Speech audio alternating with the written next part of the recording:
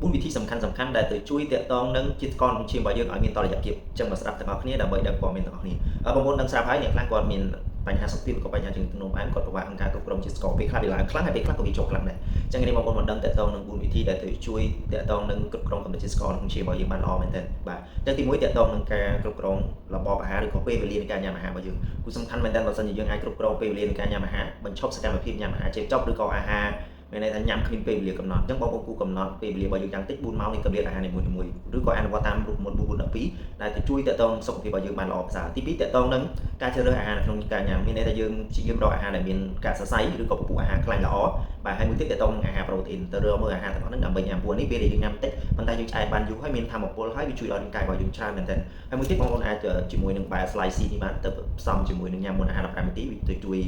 បង្កើនខ្លាញ់ល្អក្នុងសរសៃឈាមរបស់យើងហើយមួយទៀតទាក់ទងនឹង